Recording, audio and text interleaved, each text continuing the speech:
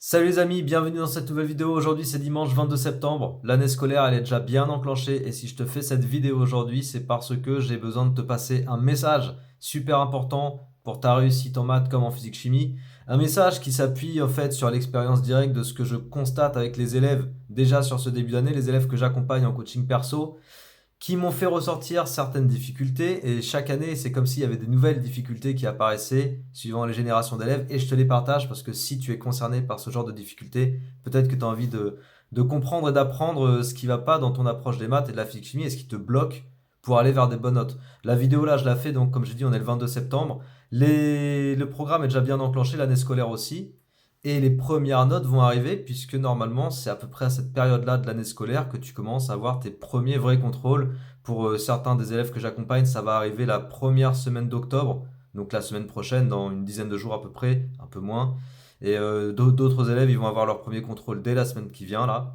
Donc la dernière semaine de septembre. Bref, c'est vraiment le moment où tu as les premières notes qui arrivent et il faut pas faire n'importe quoi dans tes révisions de maths comme de physique chimie. Que tu sois en première ou que tu sois en terminale d'ailleurs, le principe est le même, mais si tu es en terminale, ce que je veux te dire, c'est encore plus important. En fait, ce que je constate cette année sur ce début d'année scolaire avec mes propres élèves, c'est qu'il y a des lacunes plus importantes que celles que je constatais les années d'avant, notamment sur le programme de SPEMAT de première, des lacunes qui vont impacter fortement la compréhension des choses en terminale. Je pense notamment à tout ce qui concerne les études de fonction.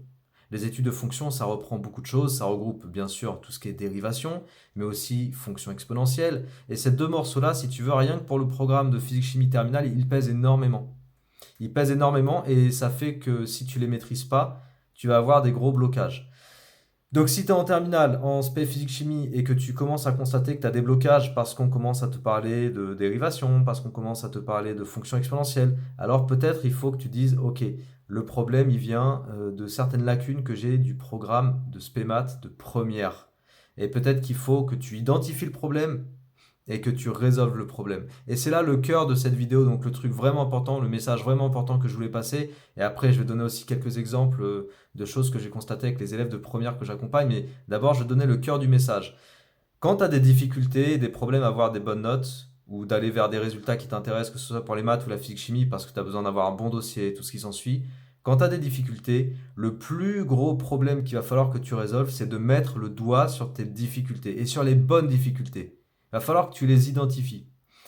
Et c'est ça, en fait, l'étape la plus importante pour résoudre tes problèmes. Parce que si tu identifies pas ton problème ou si tu identifies mal ton problème, forcément, tu vas mettre des moyens de résolution que tu penses être adaptés, mais qui ne seront pas du tout adaptés. Et ton problème, il ne sera pas du tout résolu. Ça me rappelle une situation que j'ai vécue pas plus tard qu'hier avec une élève. On faisait de la spémat de niveau terminal. Et c'est le deuxième ou troisième cours que je faisais avec elle d'accompagnement. Et là, j'ai compris, parce qu'il me faut quelques cours quand même pour arriver à identifier, à cerner les difficultés chez un élève, j'ai compris, on était en train de réviser un contrôle qui va venir sur convexité et suite numérique. Son problème, il venait d'un manque d'application et d'entraînement sur des exercices concrets et pratiques en première. Elle n'a pas fait suffisamment d'entraînement, d'exercices de haut niveau. Elle n'en a pas fait suffisamment en première, ce qui fait qu'elle a appris beaucoup de formules et qu'en terminale, l'apprentissage par cœur des formules ne lui sert pas du tout. En tout cas, pas suffisamment. Pour être autonome sur des vrais exercices, genre style type bac, quoi. Tu vois. Et c'est là que je te dis, je te transmets ce message, c'est que tant que le problème n'est pas identifié, elle pourrait continuer à apprendre les cours, à apprendre les formules par cœur, à apprendre les théorèmes par cœur, mais en fait, elle continuera à aller dans la même direction que ce qui pose le problème. Tu vois ce que je veux dire? Et tant que le problème n'est pas identifié et n'est pas clairement mis en évidence, il ne sera pas résolu. Donc là, pour l'exemple que je te donne, la résolution, ça va venir du fait de faire beaucoup d'exercices, beaucoup d'entraînement, d'appliquer, appliquer, appliquer, et au bout du compte, on va finir par le résoudre le problème. Tu vois? On va finir par le résoudre parce qu'on a les outils adaptés. Ça, c'est pas un souci de trouver les outils adaptés pour résoudre un problème, une mauvaise approche que tu as en maths ou en physique chimie. C'est vraiment pas la difficulté. On trouvera toujours le moyen de résoudre ton problème. Que ce soit en t'expliquant le cours, que ce soit en te disant quels exercices faire. Il n'y a aucun souci là-dessus. Mais la difficulté, c'est que si on met pas le doigt sur ce qui te pose problème, tu peux tourner en rond et tu peux tourner en rond pendant longtemps dans ton année scolaire, taper des mauvaises notes et forcément flinguer ton dossier. Et entacher ton Parcoursup. Voilà le problème. Et pour les élèves qui sont en première et qui viennent de la classe de seconde, du coup, cette année, là, 2024-2025, pour les élèves de seconde, même chose en fait. La difficulté elle va venir du fait de ne pas bien comprendre qu'en première, tu as une accélération par rapport à la seconde.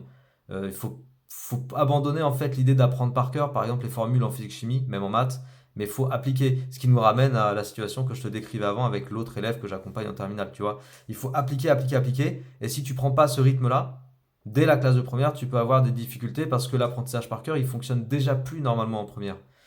Il va fonctionner de façon à te permettre à taper des 11, 12, 13, tu vois. Mais tu vas pas aller taper au-dessus de 15 avec des apprentissages par cœur. Ça marche pas. Il faut appliquer, appliquer, appliquer. Et c'est pour ça que je te renvoie sans arrêt vers ma chaîne YouTube, bien sûr, où tu as toutes les sections qui sont rangées, enfin toutes les playlists rangées section par section, terminal spé maths, terminal spé physique chimie, première spé maths, première spé physique chimie. Tout est rangé, trié de façon à ce que tu puisses avoir accès à des exercices dignes de ce nom. Et pour ceux qui veulent aller plus loin, tu as également sur ma plateforme Benses Academy d'autres exercices, d'autres vidéos synthèse de cours qui sont également triés par année, enfin par niveau, terminale, première, et par spécialité, physique, chimie, maths, de façon à te permettre d'avoir accès à un contenu qui est déjà trié et où tu peux aller bosser en tapant dans l'essentiel. Je comprends l'essentiel du cours et j'applique sur des exercices dignes de ce nom. C'est vraiment ça qu'il faut faire. En fait, ce sera la seule démarche que je donnerai toujours pour les élèves.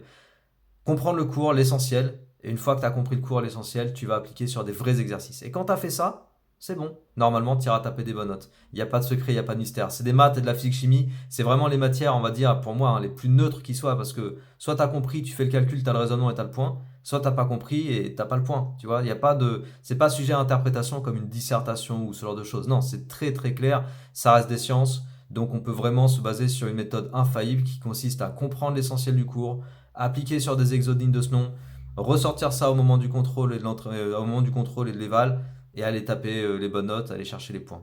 Voilà. Si tu mets en application ces conseils, je pense que tu vas y arriver. Si tu as besoin d'en parler et que tu es dans une situation plus particulière, tu penses, n'hésite pas à venir m'en parler directement sur Instagram, avec grand plaisir. Je pourrais écouter ce que tu as à dire et te conseiller. N'hésite pas à voir ce que je propose sur mon site internet également. Si tu as besoin d'un accompagnement personnalisé, tu peux faire appel à moi.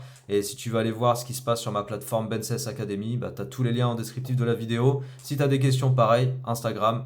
Et je me ferai un plaisir de te répondre. Sur ce, prends soin de toi.